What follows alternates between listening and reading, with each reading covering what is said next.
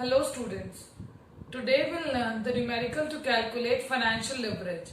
But before learning the numerical to calculate financial leverage, it is very important to know the types of financial leverages. There are two types of financial leverages. One is favorable situation, another is unfavorable situation. Favorable situation. Favorable situation can also be termed as trading on equity. Now, why favorable situation leads to trading on equity? We discussed in our last video that with trading on equity, the earning per share of the shareholders will rise with issue of debentures. Now, when does this situation occur? When does the earning per share of shareholder rises? The earning per share of shareholder rises with issue of debentures when return on investment is more than cost of debt. Return on investment is more than cost of debt. Here cost of debt means interest. Second type of financial leverage is unfavorable situation. In unfavorable situation, earning per share will fall with issue of debentures. When we will issue debentures, the price of our shares will decrease. This will only happen when the return on investment is less than cost of debt. When return on investment is less than cost of debt, and this cost of debt can also be termed as interest. Now, how this will be applied in practical situation in the form of a numerical, we'll proceed towards that. Now you can see on the board we are having a numerical on favorable financial leverage. Favorable financial leverage will occur only when return on investment is more than cost of debt. We are having three situations. Situation 1, situation 2, situation 3. In these situations, we are bifurcating our capital employed into debt and equity. In first situation, in capital employed, we are only taking equity for rupees 30 lakh. Company is in need of fund. For raising fund, company has opted to issue shares. In second situation, the company has opted to have a mix of both debt and equity. So the company is issuing equity share for rupees 20 lakh and debentures for rupees 10 lakh. And in the third situation, to raise fund, the company is issuing equity share of rupees 10 lakh and debentures of rupees 20 lakh. The corporate dividend tax, or we can say the tax that is levied on a company's profit is 30%. Earning before interest and tax is 4 lakh. Now, what is the significance, what is the relevance of ROI that is greater than cost of debt? The formula to calculate ROI is EBIT, or we also call it PBIT, profit before interest and tax divided by capital employed, multiplied by 100. In this case, you can say that profit before interest and tax is rupees 4 lakh and capital employed, whatever way, whether it is only equity and debentures, it will be 30 lakh rupees. Now, while calculating the amount of ROI, that is 40 upon 3, we came to know that the amount of ROI is 13.33%. And what is cost of debt? I told you interest rate on debenture is known as cost of debt. In this question you can see that rate of interest, cost of debt is 10%, which is less than ROI, which is 13.33%. That means by issuing financial leverage, that means issue of debenture, in the overall cost, the earning per share of equity shares will rise. Shareholders की, equity shareholders की earning बढ़ेगी. कैसे बढ़ेगी?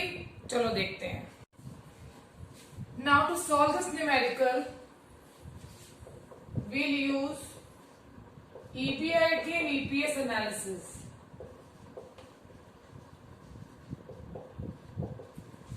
We'll use all the three situations to compare how EPS will rise.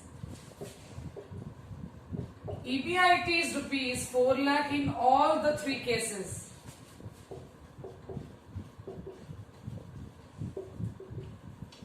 जैसे कि मैंने आपको पढ़ाया था, debenture is the cheapest source of finance because interest on debenture is tax deductible. तो सबसे पहले हम क्या माइनस करेंगे ईबीआईटी में से? Interest. And interest will be calculated on the face value of debentures. In first case, the value of debenture is nil, so amount of interest will be 0. In second case, the amount of debenture is rupees 10 lakh. 10 lakh का 10% interest will be 1 lakh. And in situation 3, we are having the amount of debenture rupees 20 lakh. So the amount of interest will be 2 lakh. After subtracting interest, we will get earning before tax. Tax लगने से पहले की earning which is equal to 4 lakh, 3 lakh and 2 lakh. Now this is the earning on which we have to levy tax, and the rate of tax is 30%, which is equal to rupees 1,20,000, 90,000 and 60,000. बहुत से बच्चों के mind में ये question होगा कि tax किसके ऊपर निकाला है. Tax is always calculated on earning before tax. We are calculating tax on this figure. 4 lakh का 30% 1,20,000, 3 लाख का 30% 90, 2 लाख का 30% 60,000. After this we get earning after tax. Earning after tax in first case is 2,80,000. In second case, it is 2,10,000, and in third case, it is 1,40,000. After calculating earning after tax, we have to calculate EPS, and the formula to calculate EPS is equal to earning after tax divided by number of equity shares. We are having the value of equity share. If nothing is mentioned about the face value of equity share, by default we assume that the value of equity share is rupees 10. So in situation 1, the amount of the number of equity share will be 3 lakh. In situation 2, the number of equity share will be 2 lakh. And in situation 3, the number of equity share will be 10 lakh. Again, अगर आपके पास equity share की face value नहीं given तो आप उसको assume करेंगे 10. जब आप 30 लाख को 10 से डिवाइड करेंगे तब आपके पास नंबर ऑफ शेयर आएंगे 3 लाख. जब आप 20 लाख को 10 से डिवाइड करेंगे तो आपके पास नंबर ऑफ शेयर आएंगे 10. जब आप 10 लाख को 10 से डिवाइड करेंगे तब आपके पास नंबर ऑफ शेयर आएंगे 1 lakh. So EPS will be 2,80,000 divided by 3 lakh, which is equal to rupees 0.93. In second case, it is 2,10,000 divided by 2 lakh, which is equal to rupees 1.05. And in third situation, it will be rupees 1,40,000 divided by rupees 1 lakh, which is equal to rupees 1.4. इन तीनों situations में आपने देखा है पहले हमारा EPS था 0.93. 0.93 से बढ़कर वो हो गया 1.05 and now it is 1.4. And now we will learn the numerical to calculate EPS under unfavorable financial leverage. Now when we will be having unfavorable leverage? When return on investment will be less than cost of debt. तो पहले हम इसका implication समझ लेते हैं, उसके बाद हम क्वेश्चन करेंगे.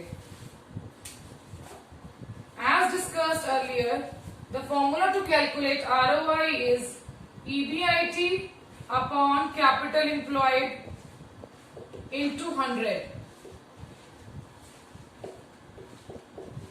which is equal to rupees 2 lakh divided by 30 lakh into 100.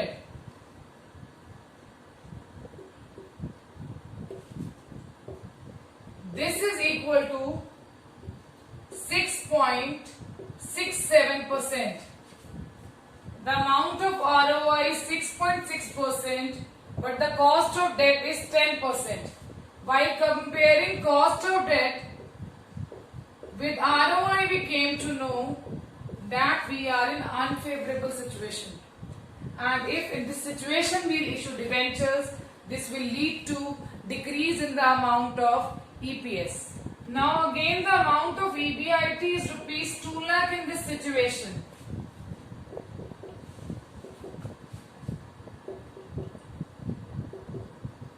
As we are having earning before interest and tax, first of all we have to subtract interest, and interest is calculated on the amount of debentures.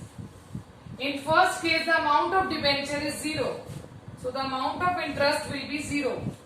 In second case the amount of debenture is rupees 10 lakh, so the amount of interest will be 10% of 10 lakh rupees 1 lakh. And in third situation, we are having interest amounted to rupees 2 lakh. After subtracting the amount of interest, our EBT, earning before tax, is rupees 2 lakh, rupees 1 lakh and 0. We have to subtract the rate of tax. 2 lakh to 30%, it will be 60,000.